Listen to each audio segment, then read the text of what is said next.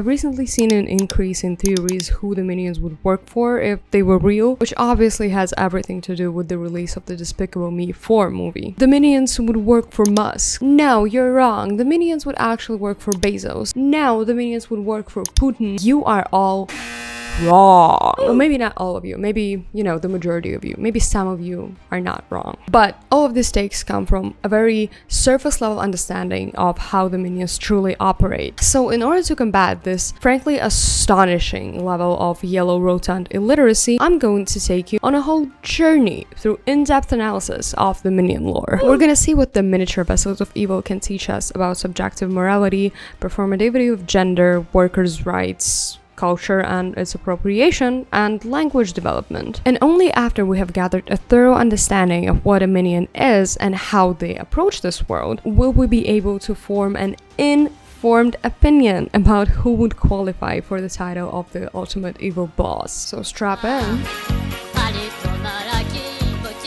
Let's start with establishing a timeline of yellow goggled activity, as well as pointing out the main lore/plot points. Since, I'm going to be referencing a lot of canon minion events. As of now, there are 6 feature-length movies in which minions play an important role. Despicable Me 1 through 4, and Minions, and then Minions: The Rise of Gru. The yellow pill-shaped creatures are also featured in a bunch of short films, but those are more so, short gags that serve as promo or additional material. So throughout the course of the video, I'm going to be pulling information about the minions and not events from them. In order to achieve peak minion brain rot, I have rewatched every single one of these, yes, including every single short movie that I could find, and even went to the movie theater alone on 8 p.m. on a Thursday, because I could not let good conversation and fun distract me from my mission. That is, investigating the banana-obsessed little guys who rock denim overalls on the daily.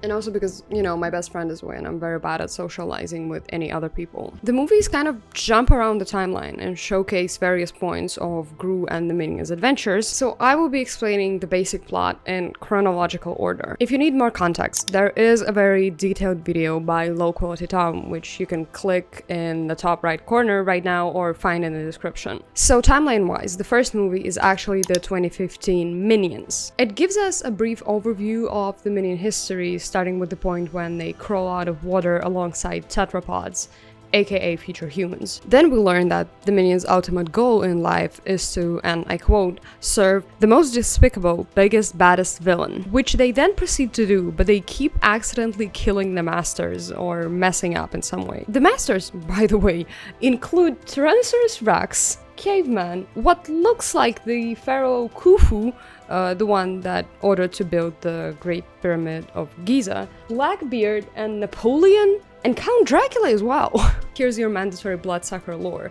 The minions have canonically served as vampire familiars. So naturally, after being, the most employed yet unqualified beasts ever, they end up locking themselves in an ice cave in order to escape their master-killing fate. And also so that the creators could beat the minions are so evil, they would actually work for the Nazis allegations. I'm entering a cave, not by mistake or because I'm a wolf, but because I've been specifically asked to come here by the producers. Their unemployed activities include actually building a whole civilization from scratch and not just fighting with random people on Twitter like a lot of unemployed people tend to do. The fun kind of fizzles out and we learn that if the minions don't have someone to serve, they get depressed. That's why the iconic group consisting of Kevin, Bob, and Stuart goes on an adventure, visiting the so-called Villain Con and fighting a new boss, Scarlet Overkill. After that, there's a whole thing of them going to the UK and stealing the crown. Bob also becomes the new king of England for a day. A lot of stuff happens, but they ultimately end up leaving Scarlet because a cheeky kid with an accent outsmarts her.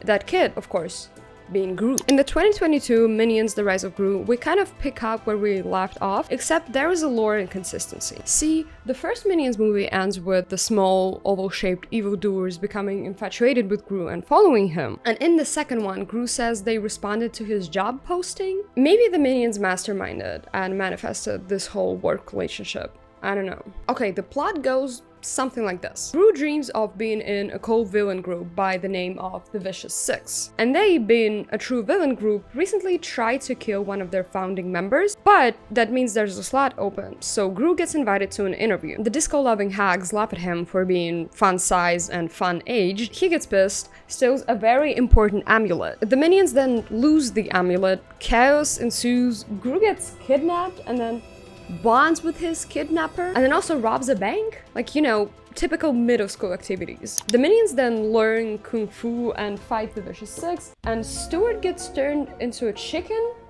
and gives birth to an egg, out of which a mini chicken minion pops out.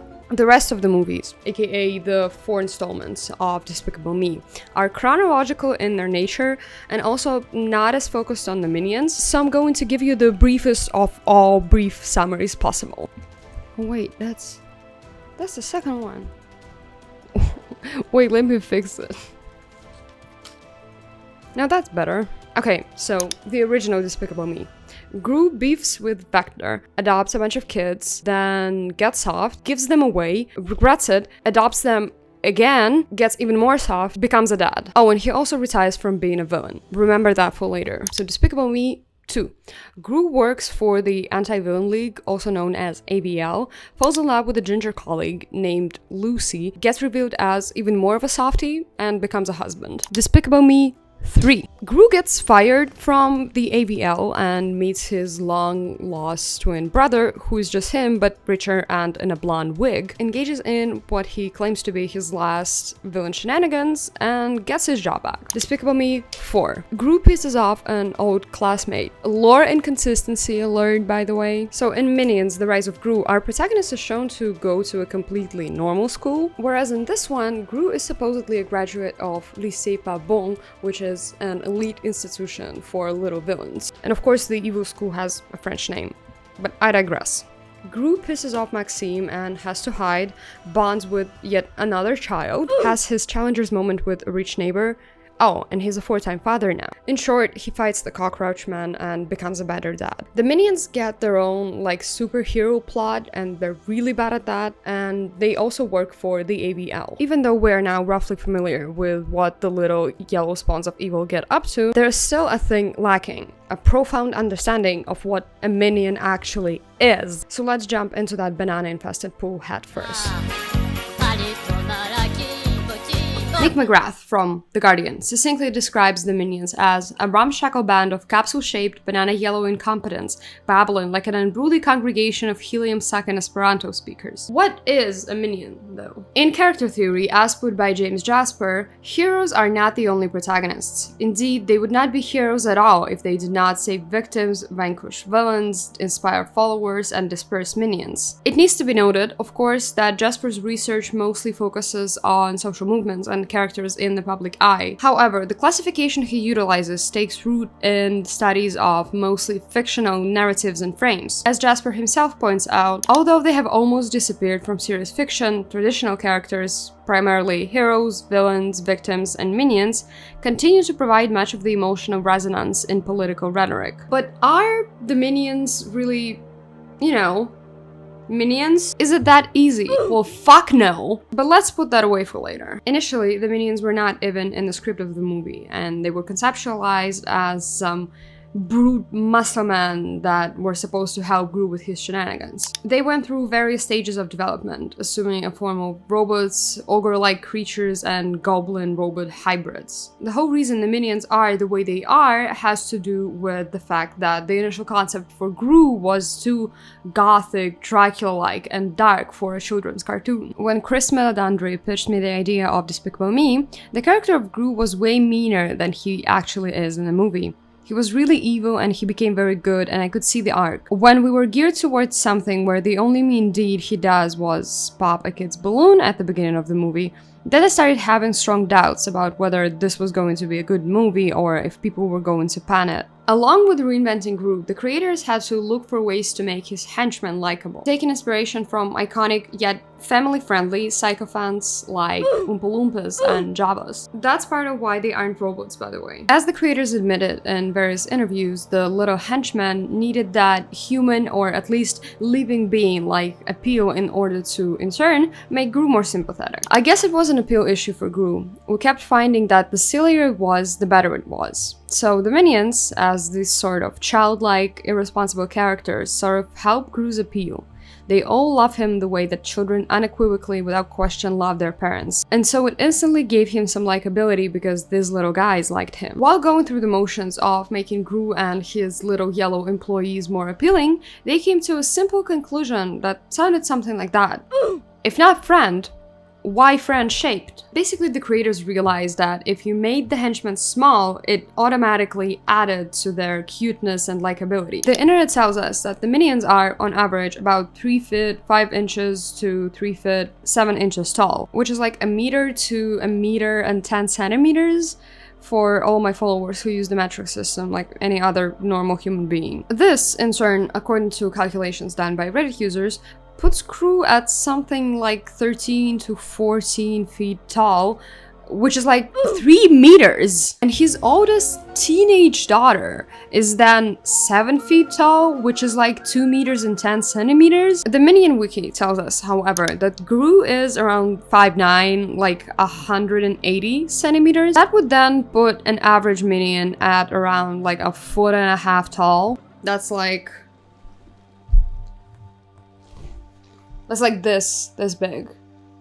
Little guys. This is, you know, very confusing, but I guess the morale of the movie is that even freakishly tall people can find love and family. In the 2015 movie, as mentioned before, we see them crawl out of water and onto land alongside amphibians, which then go on to become humans. According to the UC Museum of Evolution website, between 390 and 360 million years ago, they began to live in shallower waters and eventually moved to land.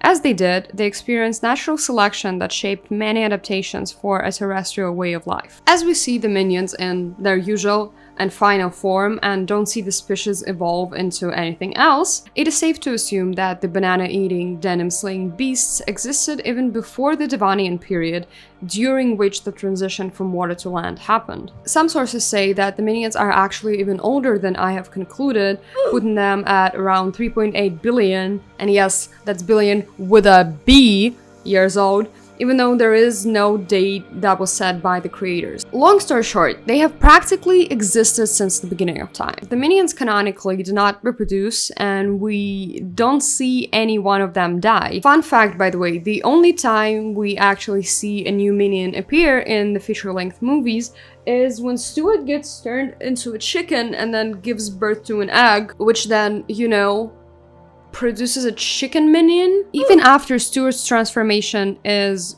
you know, reversed, the little chicken minion remains the little chicken minion. I don't fucking know what's going on. More to that, the very minions that we see in the 2015 movie are actually alive and well in the movies that take place in the present, and they haven't aged a day. Their slapstick shenanigans never lead to a serious injury, like even when one of them ends up in outer space with no breathable air, which leads me to theorize, and with a high degree of certainty, may I add, that they are immortal and indestructible, and have probably had a stable population that remained the same since the beginning of time. As confirmed by Pierre Coffin, all of the nonsense-speaking, overalls-wearing creatures are male. When confronted with the question of why that is in an interview he gave to The Wrap in 2015, he said the following: "Seeing how dumb and stupid they often are, I just couldn't imagine minions being girls." And honestly, he's so valid for that. However, we see them subvert gender norms quite often. There's not a single feature-length movie where the minions don't get into some form of elaborate drag, seemingly easy assuming a new corresponding gendered identity and thoroughly enjoying it, without any signs of minding being perceived as anything other than male. The minions demonstrate gendered behaviors that we would not deem as entirely male as early as the Paleozoic era.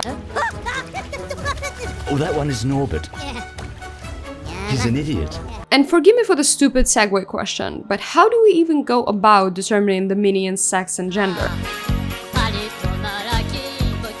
In the beginning, there was sex and there was gender. Those of us who taught courses in the area in the late 1960s and early 1970s were careful to distinguish one from the other. Sex, we taught students, was what was ascribed by biology, anatomy, hormones, and physiology. Gender, we said, was an achieved status, that which is constructed through psychological, cultural, and social means. What the fuck am I doing? Minion drag.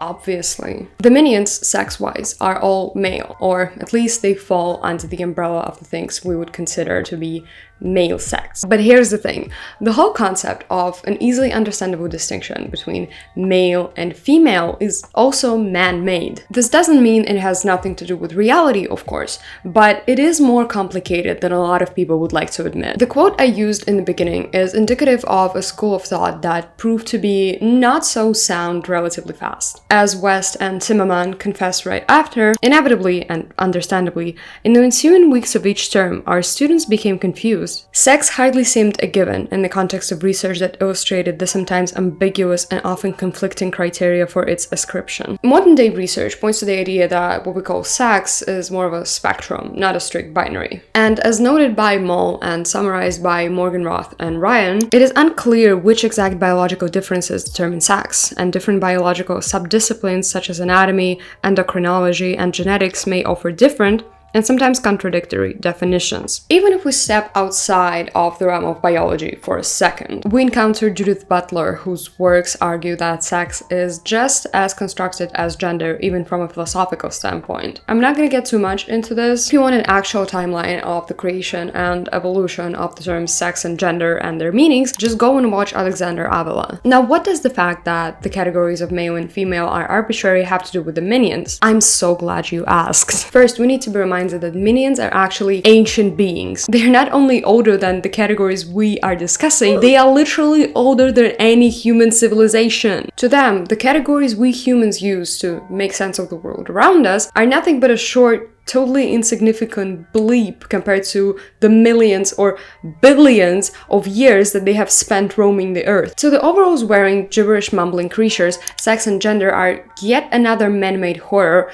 that will most likely change drastically or disappear completely within their lifetime. I'd also argue that even if you tried to teach the minions the magic words biological sex, they wouldn't be able to understand you, seeing as, you know, their mental capabilities are depicted as those of a child who is not yet reached school years. They are shown to not really care much for anything outside of serving their master, caring for said master's happiness, and wreaking havoc, like in this scene with Scarlet Overkill. And I really, really, really want her crown. Steal me the crown and all your dreams come true. Respect. Power. Banana! Banana! I'll tell you more. The binary system we rely upon so heavily, because we are afraid to admit that everything is a spectrum clusterfuck, requires there to at least be something that represents two groups that are somehow different from each other. The minions simply do not possess that luxury, since they have the same biological makeup, with the only difference being the number of eyes and height. We do not see the minions themselves indicate that they use any human-like distinction based on biological or visual criteria, and the claim that all of them are male simply serves as a way for us to classify the silly creatures. And also because, you know, Pierre Coffin said it and he like invented them and shit, so I'm not just gonna throw things out of the canon. Okay, so the category of biological sex is something that was bestowed upon the little banana-loving guys. But what about gender? Gender, the weird word that makes the most fucking annoying person, you know, red in the face and fuming. Let's pedal back a little bit and try to understand what gender is to us, humans, first. I don't feel that there's anything mannish about me, except maybe what I might have between me down there, which is my little personal thing. This quote is, once again, reminiscent of the words that kicked off the whole section. Want to hear the last part of the opening quote? the one that I have been saving for this very moment? If not, then cover your ears for the next approximately 15 seconds and use that time to reconsider your life choices, specifically the ones that led you to watching this video up to this very moment. And for those who do want to hear it, here it comes. And gender seemed much less an achievement in the context of the anthropological, psychological, and social imperatives we studied. The division of labor, the formation of gender identities, and the social subordination of women by men. Moreover, the received doctrine of gender socialization theories conveyed a strong message that while gender may be achieved, by about age 5 it was certainly fixed, unvarying, and static, much like sex. Since about 1975, the confusion has intensified and spread far beyond our individual classrooms. For one thing, we learned that the relationship between biological and cultural processes was far more complex and reflexive than we previously had supposed. In the work that I've been quoting, the authors detail the interconnected nature of the two categories based on the example of a trans woman named Agnes, pointing out that her transition doesn't just happen on a strictly biological or a strictly social level, but rather the two inform each other. For West and Zimmerman, Agnes's case makes visible what culture has made invisible, the accomplishment of gender, because in order to pass as female both before and after her surgery, Agnes had through social intercourse to learn how to perform femininity. West and Zimmerman also go on to say that one cannot just simply avoid doing gender, since it penetrates society on all levels, from interpersonal to political. And they also claim that gender is inherently a performance. In their framework, it is also interactional and dependent on the construction of a series of institutionalized frameworks. Judith Butler shares a similar idea in a lot of their work. Admittedly, their definition of performativity and performance has evolved throughout the years. However, it can be summed up quite succinctly. Gender reality is performative, which means, quite simply, that it is real only to the extent that it is performed. It seems fair to say that certain kinds of acts are usually interpreted as expressive of a gender core or identity, and that these acts either conform to an expected gender identity or contest that expectation in some way. That expectation, in turn, is based upon the perception of sex, where sex is understood to be the discrete and factic datum of primarily sexual characteristics. There have been critiques of Butler's work, and solid ones that make valid points at that. Yet there are two reasons why I chose Butler's outlook on gender as framework for this video. First of them being, as Brookwell puts it, the fact that Butler's theorizing of performativity and subversion proves rather more well suited to literary analysis than to social theory. And the second, well, you'll hear it soon enough. Let's not jump on the train that hasn't arrived yet. However, if you want an actual comprehensible video on Butler's work, I would gladly redirect you to these two, since I'm not jumping into that philosophy and sociology infested pool during, in case you forgot what you were watching, a video about minions. What all of the aforementioned authors share is the idea that gender, societally speaking, also serves to naturalize sex and the social arrangements and conventions based on it, and often assumes there is some essence of gender coming from within. The gender essence, then, that supposedly just kind of appears when you're born and is in no way connected to the set of biological characteristics we call sex or any of your experiences, is often used to justify the existence of trans people in the eyes of those who do not want to accept us under any other circumstances. But in my and the aforementioned academics' very not humble genderfuck opinion, doesn't really make sense. See, I was recently hanging out and talking life, gender, sexuality, and Kiki Foundation with a newborn drag queen. Not in the sense that the person was a newborn, but in the sense that it was her first time in drag. And in the moment of insight you wouldn't normally expect at 10 p.m. outside of a club, she told me, you know, even though I'm aware of the very real male reality of my body, my gender has always just been me. I'm me, and that's it. And I realized that, just like your favorite climate terrorist, I think I've seen this film before. You can obviously disagree with me on this, but then again, remember that this is a framework for discussing the fucking minions. Now, the reason I even included the little anecdote and my personal opinion is that performativity of gender and lack of gender essence is exactly what we see when we examine the minions. Mehre Mutlak, whose name I'm probably butchering, but I couldn't find a pronunciation anywhere, poses that concerning the inner aspect aspect of the minions colony, masculinity is overtly present and femininity is absent or has been ridiculed throughout the story. But I am more than inclined to disagree with this. This claim has merit if we strictly focus on narrative construction. Yes, displays of what would be deemed queerness in the real world are often used as comedic relief. However, if we consider the gibberish yapping banana munching creatures themselves, we see a different picture. The minions do not really display much gendered behaviors, and what is typically analyzed as gendered is frankly just childlike in the case of our banana-loving, pill-shaped little guys. They are rowdy, impulsive, and easily distracted, and the maleness, both sex and gender-wise, that we associate with them is nothing but the absence of typical in-your-face femininity. And maybe also the fact that all of them have male pattern baldness. The little henchmen do not demonstrate any gender essence either. They freely cross gender boundaries and do not mind or seem uncomfortable when perceived as anything other than male. The minions do drag as both drag kings and drag queens more times than I could count, and often seemingly for no reason when the circumstances don't call for a gender-specific mode of presentation. What does this mean in terms of gender performativity? If the minions actually had a concept of gender that was anything like ours, it would be accountable. AKA, if we fail to do gender appropriately, we as individuals, not institutional arrangements, may be called into account for our character, motives, and predispositions. They are, however, never called into account by neither their own kind nor humans. Big stretch. Once again, their love for drag is used for laughs narratively, not ridiculed by characters in universe, as evident here. You're serious? Come on!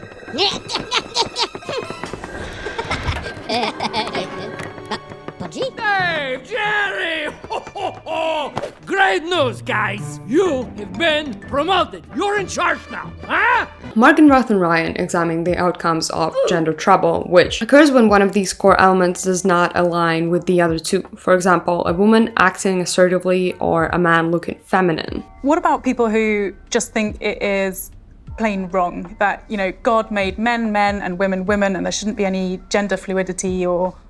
Well, God's not real, and I am, so do that with that. The graph provided by the very authors who I'm yapping about in the very paper that I'm yapping about makes the structure of perceived and performed gender very clear. Here's the thing. The minions, canonically, are constant gender trouble, as they are stated to be and perceived as male, yet they also regularly engage in performance-based gender mischief with no regards for the reaction they may get. They simply do not get gender. For the little banana munchers, it's neither the essence that supposedly comes from within, nor an actual mode of navigating life. To them, it's nothing other than an actual costume, be it typically considered feminine or masculine. The minions are born naked, and the rest is drag. And they probably embody Butler's interpretation of gender as sex in the most literally way possible, hence the frame I chose for this analysis. The subversion that we see when the minions engage in drag queen activities simply comes from the fact that we ascribe masculine and male gender and sex categories to creatures that can only think of eating bananas and photocopying their asses.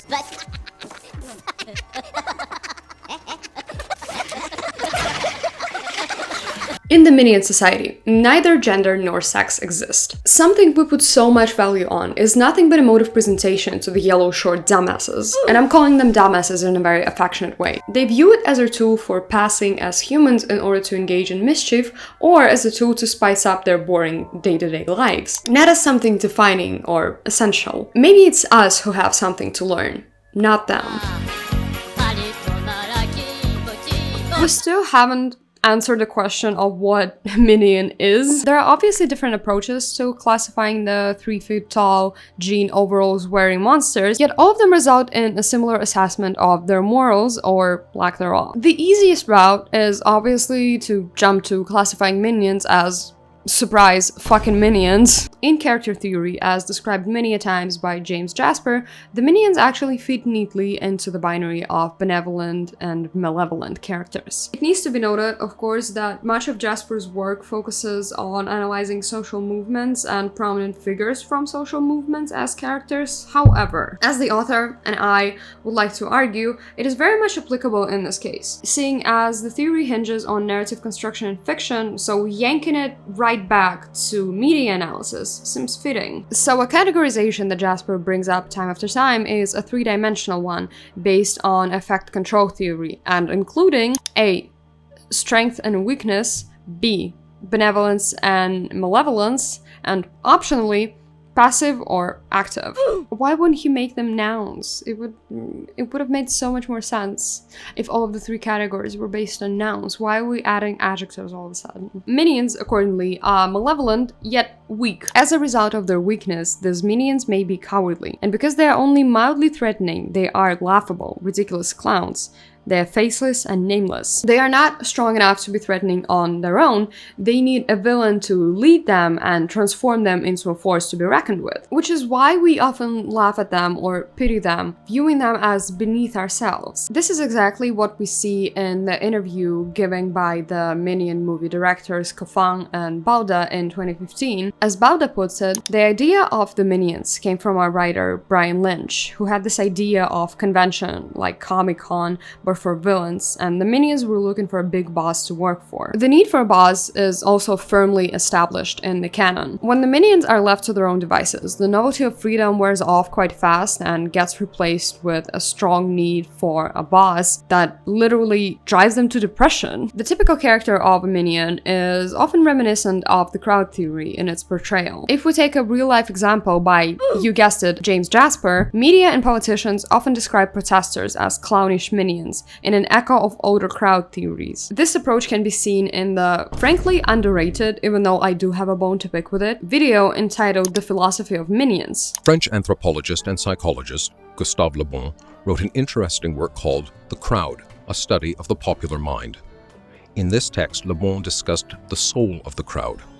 When individuals are gathered in a mass, their psychology changes. They lose their conscious personality, and the unconscious impulse of the crowd takes over. Le Bon suggested that it's impossible to control the crowd with rules and law. Instead, it's essential to hold its attention. We can see that in Gru's little Steve Jobs but openly evil given a presentation moments, where the collective consciousness seemingly overtakes the minions. While the mass theory has been thoroughly researched and argued upon, and then debunked and undebunked, it is an important frame to understanding the inner workings of the little yellow henchmen, since we have established that their brain activity is closer to that of a not yet fully formed child. This is what Pierre Kofan implies, at least. Thus, we can omit the complexities when it comes to the case of our beloved gibberish-yapping overalls-wearing darlings. The same video poses a theory that the minions are actually tricksters, but not the ones we encounter in the folk tales of Native American tribes. The modern-day tricksters are what can be described as the anti-hero who always lands on his feet and succeeds in spite of his bumbling. And the yellow rotund creatures are actually quite similar to a description of a typical trickster. They often engage in mischief for no reason other than their own amusement, which creates conflict and drives the plot. And they carry humor throughout everything that happens. Their trickster-like tendencies can also be seen in numerous gender subversions that we have talked about in the previous section. However, and the however is big, if the minions lack the conscious resources to understand that their subversion is a subversion, is there a subversion happening? Not to them it isn't, which doesn't fit the definition of a trickster. Carol quotes Clapp and points out that the trickster is actually a clever hero. The clever hero is a character who consistently outwits stronger opponents, where stronger can refer to physical strength or power or both. The minions do not outwit anyone, because they, just like the people who don't like my videos, lack the fucking wits. Once again, to quote Renaud, one of the creators of the minions, they are not very smart. More to that, the classification of minions as as tricksters is further disproved by the place that they occupy within the narrative. The trickster is usually either the main protagonist or the main antagonist, an autonomous entity filled with desire to wreak havoc. The minions, again, are always at a villain's disposal, willingly submitting themselves to the other character's power and being identified as not the ones in charge, but the ones in assistance. To quote Pierre Coffin, they suck at being bad, basically. Why would one spend this much time trying to classify an invented species? I don't know. You're the one who clicked on the video. Well, actually I do, and it has to do with the fact that people are gravely mistaken about minions and morals.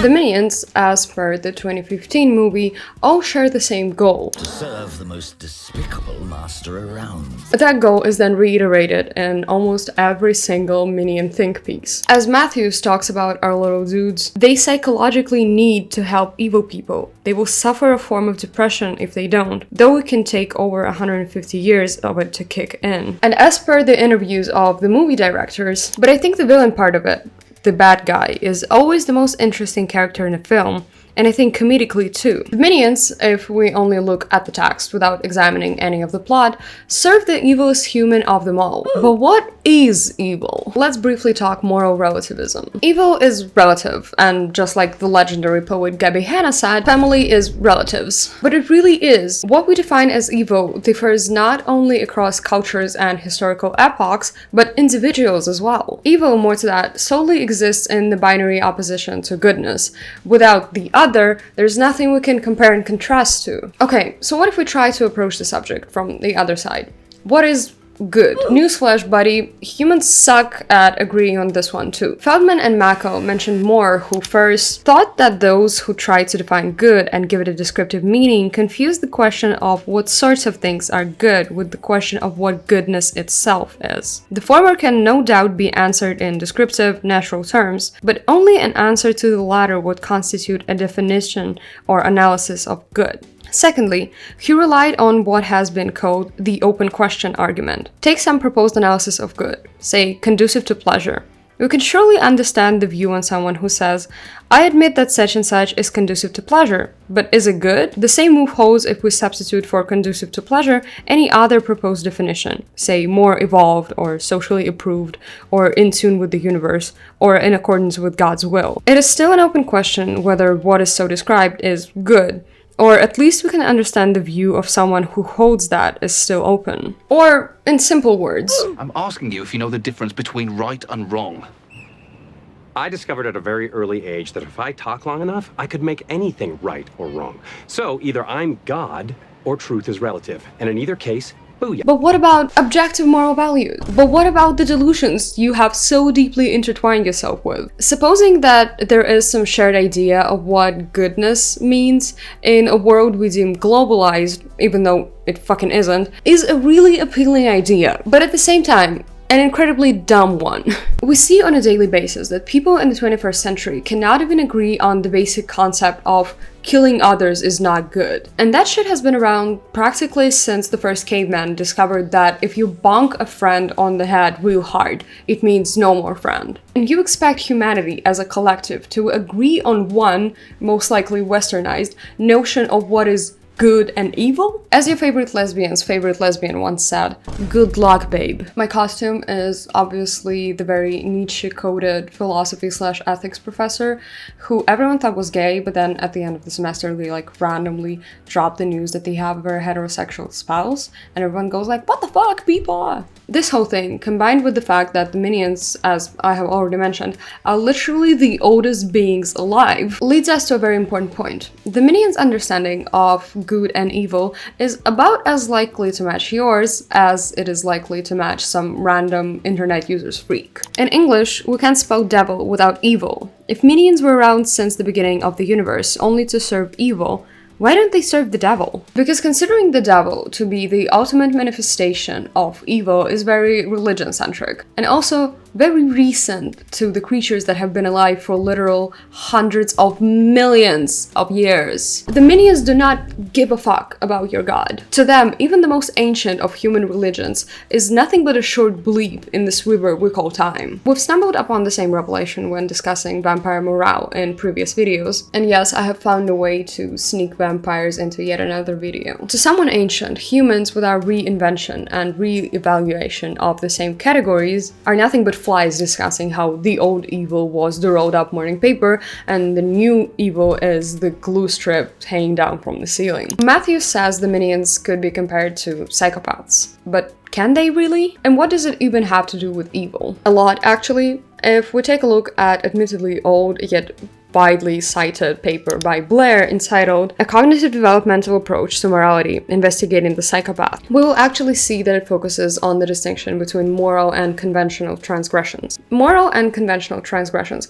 both refer to behaviors that could be deemed not good. However, the first one is usually victim-based and reflects the welfare of others, while the latter is not victim-based and has to do with the understanding of appropriate social behavior. The transgressions, as one might guess, are based on the rules and judgments about appropriate and inappropriate behaviors, which are in turn based on the subject's socialization context. A terrible person. Yeah. I honestly think that's why we person. get along so well. I'm not a good person. Me neither. Yeah. I'm not gonna punch you in the face, but I'm not gonna go out of my way to make you feel good. Psychopaths, as the research found, do not make the moral conventional transgressions distinction and also make less references to the victim's welfare, whereas non-psychopaths do, and more to that, they typically consider moral transgressions to be more severe. For example, while all of the transgression situations, whether moral or conventional, are generally judged as not permissible, conventional transgressions are more likely to be judged permissible than moral transgressions. Are the minions psychopaths? That is widely up for interpretation, but one thing is for certain, their socialization context does not compare to ours in any way, shape, or form, and so their definition of not good deeds does not either. Once again, they have been alive for millions, hundreds of millions of years even, working all around the world, with their knowledge of social stuff ranging from ancient Egypt to modern-day US. If you take all that I've yapped about into account, do you see how foolish trying to classify the minions as strictly good or evil and questioning their moral standpoint is? Once again, those are ancient beings whose idea of evil does not match ours. For example, would you label Tyrannosaurus fucking Rex as evil? Or what about cavemen? Those have been, as shown in the 2015 movie, the minions' bosses at certain periods of time. Are they evil? Can a fucking dinosaur make the distinction between good and evil and purposefully act accordingly? Can we apply a modern understanding of good versus evil to a dinosaur? Fuck no. If we actually examine the plot, we will see that the minions are actually attracted to big and flashy gestures and later good public speaking skills, not some vague idea of evilness. How do we know that? Well, look at their relationship with Groot. The pill-shaped yellow dudes become infatuated with Groot as a child because he uses a cool gun to freeze their ex-boss in place. Not kill her, not harm her, just freeze her for a short period of time. Groot is literally not evil. He just likes showing off to his friends/rivals who claim to be villains. The minions continue working for him, even after he officially quits being a villain. Even if they reject the idea at first due to them perceiving normal life as boring. Hell, they canonically work for the Anti-Villain League. They are not even classified as evil by their own creators. Kyle Bauda literally spells it out by saying, "They are trying to do bad things, but they are not inherently bad themselves." Oh, but if they weren't locked in an ice cave, they would have worked for Hitler. No, they would not, as evident by everything I have spent the last 10 to 15 minutes discussing. However, when you start the movie off by saying that they serve the most despicable entity alive, and do not yet introduce any further information or context that could prove that their idea of evil does not match ours, showing them work for anyone else would kind of imply that the Nazis were not evil enough for the minions, which would in turn paint you as a Nazi sympathizer. That's why the creators locked the little yellow bastards in that cave. Okay, back to the regularly scheduled programming. We've established that the minions are not actually as evil as the narrator of the 2015 movie suggests. We've concluded that subjecting them to our human understanding of both morality and sex and gender is dumb as shit. But really, what is a minion? Why do ancient, skewed creatures work for those who are beneath them in terms of both age and life experience? Where's the pleasure in that? Moreover, where's the logic in that? Do the minions even understand who they are? Do they have class consciousness? Do they realize they can literally overthrow any exploitative boss they have? When's the minion revolution coming, for God's sake? Let them eat bananas, I guess. Despicable Exploitation, Examining the Ethics of Minion Labor by Williams starts off the following way. Violent electrocution, vehicular assault, vicious dogs, and no compensation? These horrifying working conditions are the unfortunate reality for hundreds of our little friends today. Supervillain Gru has held complete control over the entire minion population for decades, and it is time to uncover the unethical horrors behind his work. Same sentiment is expressed by Jennings in Labor Exploitation, Explained by Minions. By being portrayed as the unruly proletariat, the film casts minions as foolish and infantile creatures who are only able to actualize themselves under capitalism. Serving a master who belongs to the transnational jet set of billionaire-coded villains who own private jets and live in palaces is the only way they seem to achieve happiness. And I'm here to once again proclaim that this is plain wrong. For people who love to misconstrue things, obviously I do not have any beef with the authors, and I do not wish any ill on them, nor do I take this seriously, despite what my crazy scientist tone may suggest. But I do love to argue when it comes to lore, and I do love looking way too deep into children's media. Hold on! This is my favorite. Hold on! Her sister was a witch, right? And what was her sister? A princess! The Wicked Witch of the East, bro! I'm gonna stab him. You're gonna look at me and you're gonna tell me that I'm wrong? Am I wrong? It's my favorite movie. Wore a crown and she came down in a bubble, dog! I'm not fighting with you. Grow up, bro! Grow up! Get educated, bro! Let's start with Williams. Their piece claims that the minions' working conditions are horrifying, and I would suggest that the author maybe, just maybe, could have examined the lore of the yellow rotan creatures before jumping the gun and making claims that could easily be debunked. And what gets me the most is that the point that the article was trying to make could have been made without bastardizing the lore. First of all, the minions, as demonstrated many a times throughout all of the movies, are indestructible. While they can feel minor pain, they do not actually sustain any injuries. For instance, at the 11-minute mark in the Despicable Me movie, a literal rocket flies into a group of minions who are left unscathed and could honestly not care less. The numerous dangerous situations that they are regularly put in or put themselves in do not kill any of the minions, and do not even leave like a scratch on them for that matter. Not a single hair falls off their almost bald little heads. The only injury we see the minions suffer from is a sunburn. A sunburn, for God's sake. Around the same 11-minute mark, Gru also mentions that the little dudes would not be getting raises. We have had a pretty good year ourselves, and you guys are all right in my book. No raises. You're not going to get any raises. Which in turn, if the author utilized basic logic, means that they are being compensated for their labor. I really cannot believe it. You know, it's all in the very first movie. This comes up again when Gru mentions that the minions should start looking for a new job when he runs out of money. We are doomed. Now would probably be a good time to look for other employment options. Further alluding to the work that they do being treated as an actual job. That moment can also be used to rebuke the whole billionaire-coded claim made by Jenkins. Gru, as showcased by the movies of the franchise, is about as much of a billionaire as I am a train, and trust me, my choo-choo impression fucking sucks. He's upper middle class at best, not even to mention that his childhood, as showcased in Minions: The Rise of Gru, is far from a rich one. In the second installment of Despicable Me, when Gru encounters no minions willing to help him, he mentions needing to renegotiate the number of vacation days they get, implying that it is a generous one. According to the Minions wiki, Gru is the first ever boss to treat the little rotan creatures with at least some degree of decency. Unlike most other criminal masterminds and their usual doctrine of abusing their henchmen, Gru gets along famously with the minions. He genuinely seems to like them and shows appreciation for their hard work and support, only having to be strict with them a few times. He even seems to know each of them by name.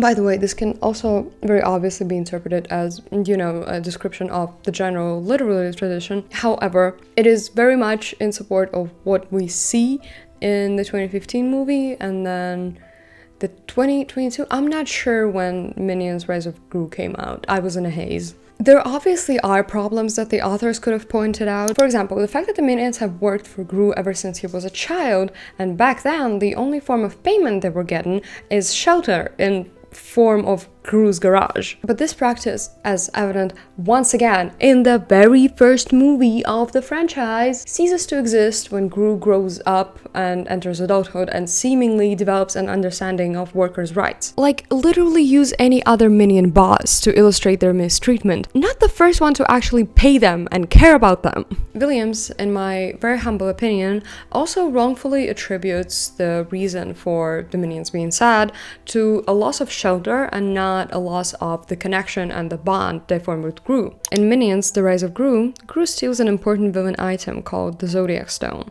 He then hands it to a minion, Otto, for safekeeping. Otto then trades the stone for a pet rock, which enrages Gru. He proceeds to fire the minions, leaving them homeless and abandoned in the streets. The minions are then shown to be extremely distressed and sorrowful. They are sad because they lost the first boss who treated them right and actually cared about them. He knows all of them by names, for God's sake. Homelessness has been a perpetual state of theirs for millions of years, and we have never seen them care about it. The pill-shaped goggled guys are eternal migrants, but we'll discuss that in another section. Believe it or not, but I'm not actually here to just shit on these people's takes. There is one claim that I actually agree with, especially in the context of early minion lore. What is true in the articles written by people who are neither familiar with Despicable Me or minion lore, nor possess an attention span long enough to actually make it through the first 11 minutes of the very first movie, is that the short banana lovers are in fact perfect laborers under capitalism.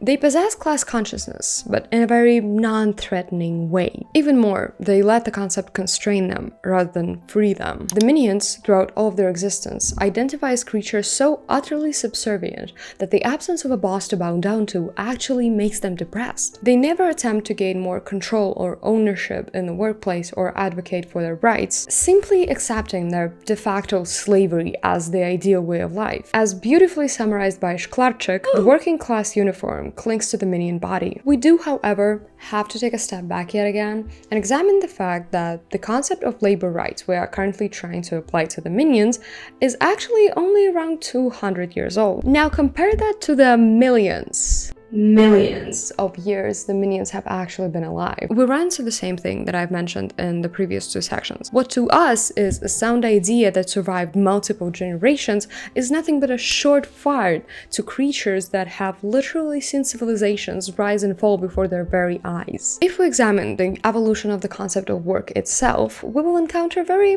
interesting points, such as this one. For the ancient Greeks, work was a curse. Around the 8th or 9th century BC, Homer wrote that the gods hated humans and made them toil out of spite. If work was a curse from the gods, it was best given to people who were cursed because they were either vanquished enemies or captured foreigners or children of slaves. Slaves freed the affluent Greek from work. Work as a concept has gained and lost its meaning and value in the eyes of various historical eras, parts of the world, and civilizations. So what is our modern understanding of it to literally eternal beings, if not yet another dumb idea? Oh, but the minions have served as slaves, not laborers, for the majority of history. Okay, and what about it? I'd actually argue that the behaviors and boss-employee relationships they engage in are very different from those of humans. To quote Chula yet again, by the way, I'm not sure this is how you pronounce their name, but it is Italian, so I'm pronouncing it the Italian way, or at least my best impression of the Italian way. The practice of self-enslavement has been around for a long time. It was common among the Germanic and Anglo-Saxon peoples in the Middle Ages. A person in need of support and/or protection would sell himself to another. This choice, though more or less freely made, was grounded in the same fears of starvation and violence found in other forms of slavery. The goal our literal overalls-wearing friends pursue is not protection or safety, but happiness.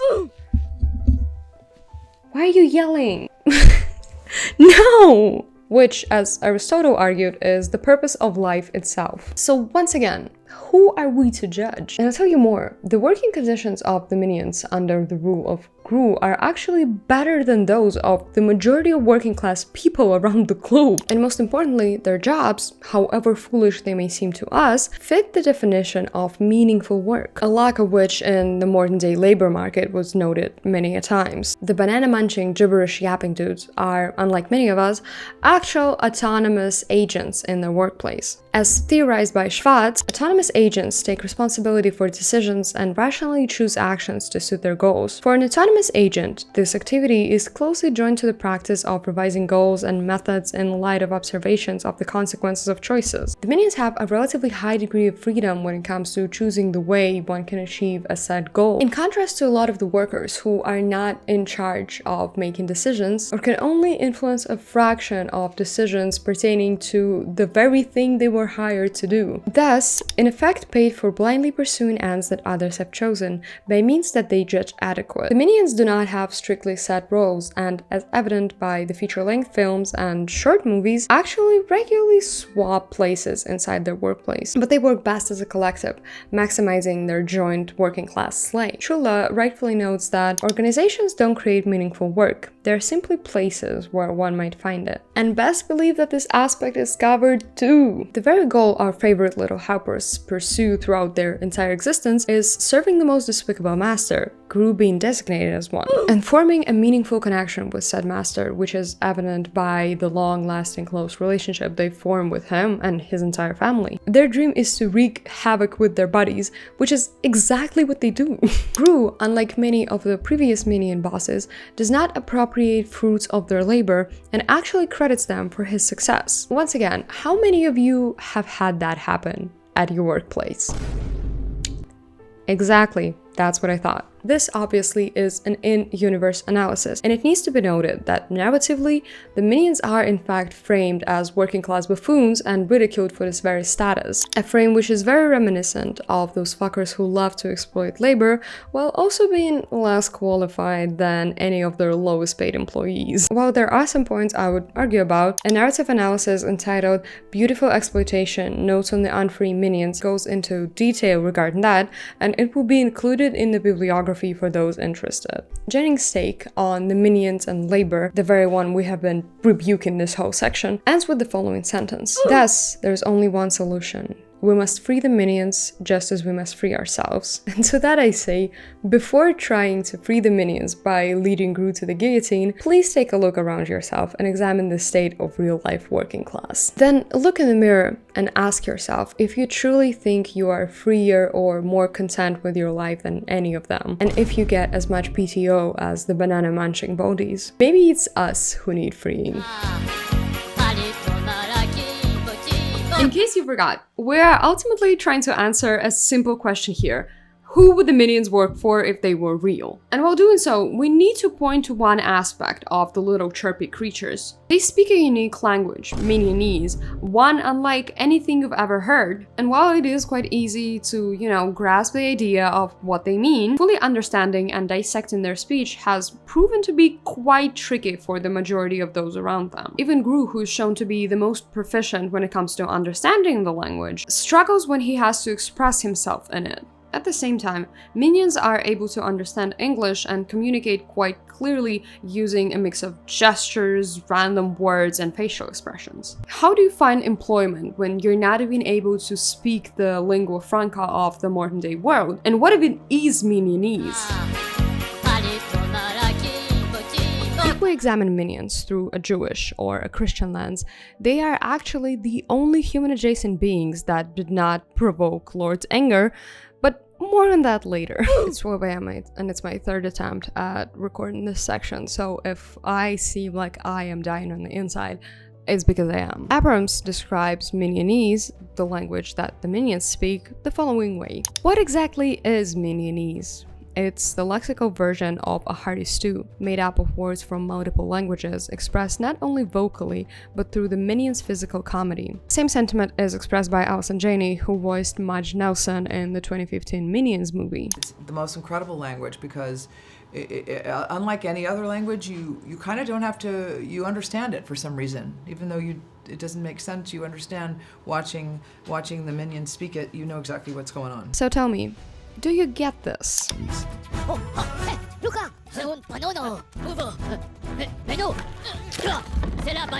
You most likely do from the general context of the scene as well as the minions' movements and intonation, even though trying to dissect what the yellow rotund dudes are actually saying word for word or transcribing minionese is not the easiest of tasks. Minionese is most often classified as a constructed or fictional language, like here. Minionese, as it's known, is a constructed language created by Despicable Me co-directors Pierre Coffin and Chris Renaud. While it may sound like incoherent babbling, the practically indistinguishable words are actually a handcrafted dialect specifically designed for the minions. Let's break down the concept first. There are actually two types of languages, the first of them being natural languages. They come to exist through organic interaction and evolution. As Arendt puts it, although we like to call language mankind's greatest invention, it wasn't invented at all. The languages we speak were not created according to any plan or design. Who invented French? Who invented Portuguese? No one. They just happened. They arose. Someone said something in a certain way, someone else picked up on it, and someone else embellished. A tendency turned into a habit, and somewhere along the way, a system came to be. The second type, constructed languages, also known as artificial languages, is, surprise, a purely man-made horror. They didn't just spark out of nowhere. A certain someone had to sit down and actually invent them. Fictional languages are a subgroup of conlangs, with some of them only including the bare minimum needed to support the narrative, and others being pretty extensive, with vast vocabulary and sound grammar. Here's the definition given by Peterson. A fictional language is a language that's supposed to exist in a given fictional context. For example, Leia is supposed to be speaking Yubi's language to Jabba the Hutt. Similarly, the Dothraki language I created for Game of Thrones was created to be a real language in the Song of Ice and Fire fictional universe. Although in the real world, Yubi's is a sketch and Dothraki is a fully developed conlang, both are supposed to be real in their respective fictional contexts. Pierre Coffin, the very man responsible for creating the Little Helpers, says it's pure nonsense based on his adoration for silent movies, which expressed everything they needed to express without actually using any words, and that it actually reflects a mix of his own language skills. Every time I get stuck in a sequence or in a shot where I need to express something, I have my Indian or Chinese menu handy. I also know a little bit of Spanish, Italian, Indonesian, and Japanese, so I have all these sources of inspiration for their words. I just pick one that doesn't express something by the meaning, but rather the melody of the words. Moreover, there isn't really a system to it, which is wild for a conlang that has been in the works for over a decade. Here's what Pierre Coffin had to say about voicing the first two installments of the Despicable Me franchise. It's just that whole language thing. The minions speak in a universal language now, but when you go back to the first film, they were talking very nonsensical stuff. With the second one, I thought I can't invent words anymore. So I used stuff from Indian cuisine or French paintings. It was totally stupid, but it totally made sense. But, you know, that's minionese to us. What does the language of the yellow proletarian legends mean in universe? John Hamm, an actor who voiced Herb in the Minions, says the following. You really kind of have to be European because it's a mixture of French and Spanish and Portuguese and Russian and this and that. And, you know, it's what the Europeans have on us. Hands down, is they all speak a million languages and they're all so cool and they can all just flip between Italian and French and whatever, and they just have it right at their fingertips. And he's very close to the in-universe truth. Minions, as shown in the 2015 movie, have been speaking their language since the dawn of time, and minionese was influenced by their constant migration and, in turn, change of the linguistic landscape. As Pierre Coffin puts it, then with the third, in the Minion movie, we established that the minions have been around forever, and that they've been going all around the world for different masters, so it made sense that they would speak all these different languages. In fact, Almost every single language there is bound to have some similarities with minionese. When I was losing my mind on a long flight because I just finished bawling my fucking eyes out to Hotel Transylvania, I decided to switch to Minions: The Rise of Gru in order to, calm down a little bit. And then ended up taking notes throughout the movie to keep score of all of the words that I, a multilingual European, in fact, recognized. And I was baffled when I realized that there's even a Russian word in there, or at least a word from Slavic languages, because that is not exclusive to Russian. That's where the initial idea for this video came from, by the way.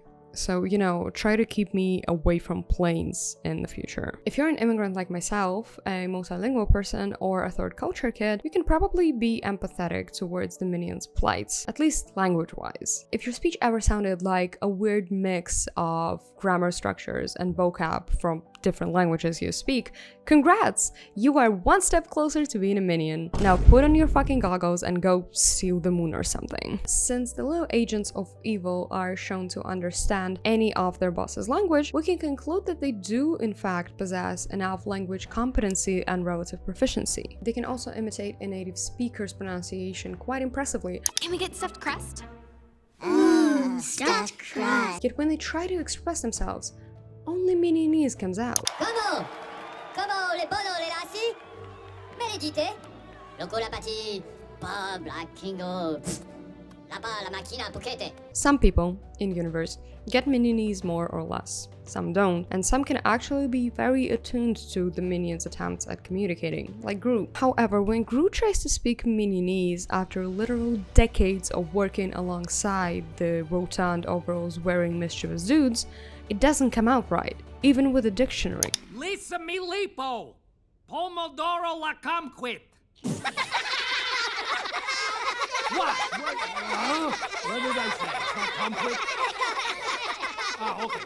Pomodoro la kumquat. Remember the Tower of Babel? Well, in universe, the minions can be used as proof that the Smith was not in fact just a myth. Do not run to the comments to tell me that I am insane. Instead, pace yourself and walk with me here. Minionese, when we analyze it again, in universe, is a natural language. First, it includes elements of what can only be quantified as a fuck ton of languages from virtually on continents, from English to Japanese and all the way back. The minions are also shown to understand all of the human languages, even if they get caught up on some words. This is very important. You have to get the little girl a new unicorn toy. Eh? Papoy? Bacala na papoy? No. Papoy. Ah, papoy. And unfamiliar accents, which often act as a hurdle for non-native speakers, do not pose any problem to the seemingly very stupid little dudes. Hello, King Bob. Welcome to Buckingham Palace. No. Oh, what's the matter, Your Majesty? Whatever's bothering you, we can make it right. Just name it. Oh. Second, our short cheese-stoned comrades can make themselves understood to people of all linguistic backgrounds, as is shown in the 2015 movie. Hello. Tres tiquitas por San Francisco. San Francisco?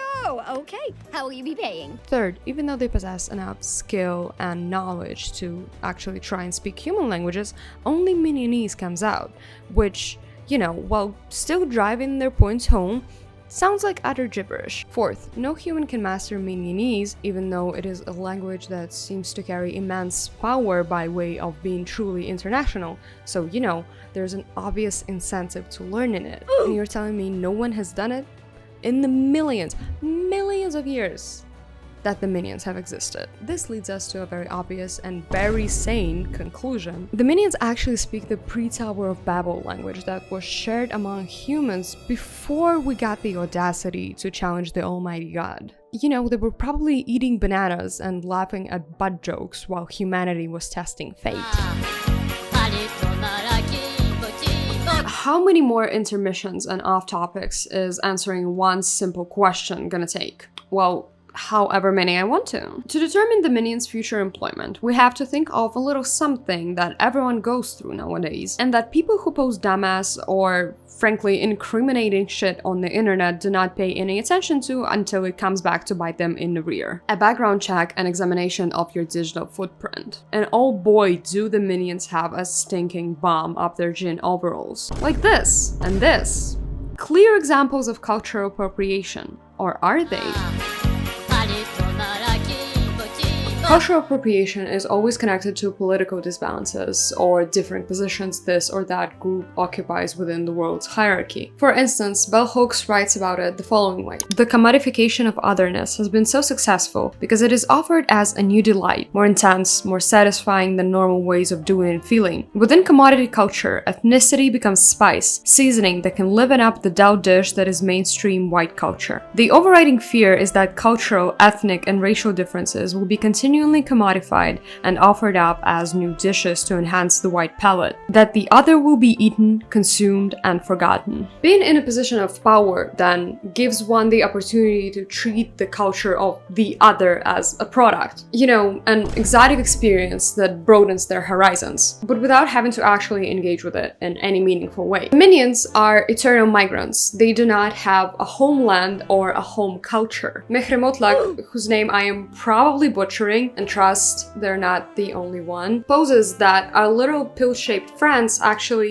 possess a hybrid identity. They function as the marginalized other and also as colonizers who bring about destructions to the land of the imperialist England. And I'm inclined to agree. The fluctuations of power are very apparent throughout the minion lore. So we cannot conclude whether they are appropriating other species' cultures in every single case, just based on the position they occupy within society. Cultural appropriation, to put it shortly, describes the use of elements of one culture by members of another culture in ways that are perceived as unacknowledged or inappropriate. The word perceived alludes to, or rather it screams so in our faces, that determining whether an act is cultural appropriation or appreciation is hard enough when it comes to humans, with, you know, our more or less fixed structures of power. So how are we supposed to even start dissecting it when it comes to fictional ancient beings? Other definitions of the phenomenon just further increase the confusion, making you feel about as competent as a first grader trying to do advanced level calculus. Take this one, for example. Cultural appropriation, defined broadly as the use of a culture's symbols, artifacts, genres, rituals, or technologies by members of another culture. The roughness of the wording implies that there are separate cultures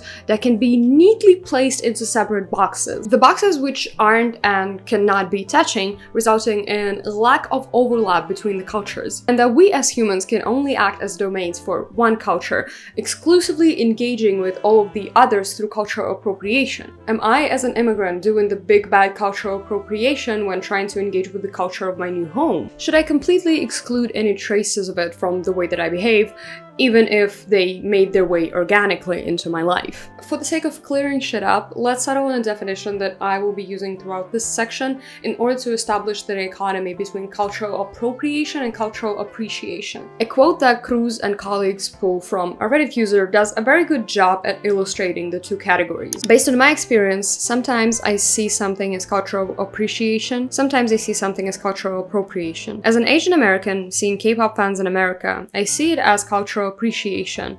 On the flip side, when I see Koreaboos who use Korean names just for the fun of it, I see it as cultural appropriation because my name has been made fun of before. We'll assume that both appropriation and appreciation denote somebody engaging with a culture other than their own or other than an element that might be overlapping for different cultures. Appropriation can then be defined as consuming culture as a product without showing it proper respect or doing your research. Think of all of those absolutely abhorrent, both culturally and quality-wise, Native American Halloween costumes. Appreciation then, in turn, is exactly what the name tells you it is. Partaking in a culture different from the one a specific individual possesses, characterized by acquiring a deeper understanding of and knowledge about it. I don't know, what's the safest one? Learning a language because you want to read the books of your favorite author in their original form. When trying to dissect the actions of our yellow rotund friends, we run into the same problem that I have mentioned in the beginning of this section. What is the minions culture. How do we even determine which elements are originally theirs and which ones are not? Once again, they have existed for millions of years and their cultural socialization does not align with how we normally view it. Like, they were literally there before cultures existed. Another important aspect is the admittedly limited mental capabilities of the little yellow dudes. They are perpetually described as childlike and shown to imitate any and everything around them, from words to dance moves. Cultural practices and costumes not being a standout in the long list of things they nag from humans. Once again, if we turn to Mehremotlak's analysis, we'll encounter the following take. As an immigrant's homeland changes geographically and culturally, it is not possible to obtain a unified identity. Minions imitate the new culture, since the colonized desires to gain the knowledge and power of the colonizer. However, their imitation is not perfect, thus the power of the colonizer is always sustained. Minions do find themselves in a constant state of migration, and in universe represent more or less of a clean slate. Like, throw some paint on there and it'll probably stick. The reasons for trying to assimilate this or that way are also quite easy to grasp. They simply try to please their boss and find a place where they belong without standing out like a sore thumb. But here's the thing. The instances of minions showing off clearly identifiable signifiers of cultures include some of those they have not canonically served or lived in, like here. That's why I chose the picture. And they are portrayed the same as doing drag or wearing a costume in that context. For example, when a random minion whips out a Native American headdress while doing a dance, for virtually no reason, and even though he could have not canonically been in contact with Native Americans. Other examples, however, show them absolving the mode of dress and the base level of culture code. Like in the case of them working for Gru and assuming a vaguely Americanized behavior. While the question of whether the minions are appropriating other cultures remains mostly unanswered, there are some very valid critiques regarding the lack of proper representation and propaganda-like depictions of Asian people in the franchise, and I do not feel comfortable completely skipping over them without at least mentioning them in passing. The cultural identity of the little rotund vessels of evil is quite similar to their language, in a way that it is an assortment of stuff typical to various cultures all over the world, some of it being acquired as a result of migration and assimilation, and some in a less ethical way. So this section's verdict is unclear, since the answer largely depends on a proper and certain estimation of the extent of the minion's brain activity, which is something that we do not possess. It does seem to come from a place of the minions finding something cool or beautiful. So I'm leaning a fraction closer to cultural appreciation, or at least blind adoration. But honestly, Gru could have told them something. He's just setting them up. He's making sure they never find employment after him. Before I go on to tell you my top 3 candidates for the real-life minion boss, a brief summary of the findings presented in this video is absolutely necessary, so let's take it one point at a time. You can also obviously share your candidates and reasonings in the comments. Like, who's gonna stop you? First, the degree of evilness we as humans ascribe to the person is absolutely irrelevant to the minions. In fact, they have both worked for literal colonizers and a slightly eccentric dude named Gru. Their concept of big evil boss usually hinges on the following: good public speaking skills, fame, and grand gestures. Second, the banana-munching Habas-Reekers live for their drama and the fun of it. You know, they love hitting each other on the head almost as much as they love getting into elaborate drag for virtually no reason. Third, the minions, despite currently being quite well off under Gru's lead, have historically endured severe mistreatment, and they essentially pose as the perfect, in the eyes of the exploiter, laborers, willing to work for no compensation and not even one kind word towards them. Fourth, the minions can make themselves understood and can understand people of all linguistic backgrounds, you know, being the carriers of a lost international language and all of that. Fifth, while the minions are a melting pot of every and any culture they have encountered, their blank slate state and long collaboration with Gru have rendered them more so US adjacent. The minions, thus, would likely not work for Bezos, Musk, Putin, or the fucking Taliban. because they all lack the pizzazz. And most importantly, do not even brand themselves as villains, which, as evident throughout the franchise, is kind of important to making it through the first round. So here are my 3 nominees for the big new evil boss, and I will tell you exactly why I think one of them is more suited for the job than the others. The top 3 candidates are Kendrick Lamar, RuPaul, and Mr. Beast. I have created a whole Excel spreadsheet that details all of the criteria, so let's go through it one by one. And disclaimer, please remember that we're just shooting the shit here and discussing the public personalities, not the real life people behind the public personalities. So if you feel compelled to write me an angry comment about how I'm mischaracterizing Mr. Beast, I advise you to do your math homework and go outside with your friends. I promise that is a more fulfilling thing. Fame. Now obviously this is something all of the candidates possess, but a certain rapper is out of the public eye a lot, and the lack of public stunts can actually negatively influence the mental health of our little yellow proletarians. We're gonna move on and go straight to the second one. Villainy. A proclamation of it at that. Neither RuPaul nor Mr. Beast have branded themselves as villains, whereas Kendrick has literally said that he is the biggest hater, which is adjacent to the way that the minions understand what a villain is. Next up is pizzazz. While RuPaul and Kendrick Lamar obviously have enough of that if we're talking artistry and visuals, Mr. Beast's pizzazz is more so rooted in the grandness of his gestures and gimmicks, which is admittedly very Gru-like. The category of performance skills paints a similar picture. While it is obvious that both RuPaul and Kendrick Lamar are very skilled and talented public speakers and performers with enough aura to just get an aura sponsorship by simply existing, Mr. Beast's skills, as far as I know, are more so focused on creating video content and don't really extend much further. Our rotund vessels of evil are absolute suckers for a good tune, so music is a separate category. I don't think I need to explain why I put yes under Kendrick Lamar and RuPaul, and the fact that I had to Google whether Mr. Beast had a musical career tells you everything. Here's the important question. Can the minions have fun on the job, doing what they love? AKA constructing, creating, building, and fucking around and finding out in the process. It is a more or less for Ru, since they could be helping her create challenges or new looks or build sets, which, you know, gives us a nice variety. But it is a very hard yes for Mr. Beast, because his whole "oh, let's play Squid Game with like actual live human beings" shtick is very reminiscent of like Gru's shenanigans and cartoon villainy. And the minions obviously enjoy that type of stuff. When it comes to Kendrick Lamar, I am not so sure, like, what are they supposed to do?